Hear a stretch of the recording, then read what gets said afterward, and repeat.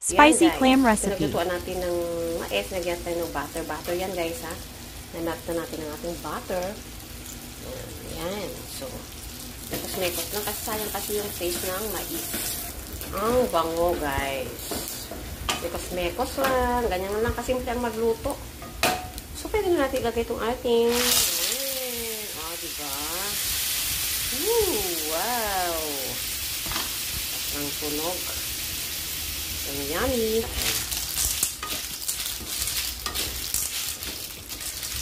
So, lagay tayo ng sili. Ayan. Sili, ha? Ayan. And then, mekos again. Parang kulang yung sili. Dagdagan natin. So, 3 tablespoon na sili ang nilagay ko. At konting toyo. Okay. Minta. So, yun na siya guys. Yun na siya. So, lagyan na natin ang ating lemon.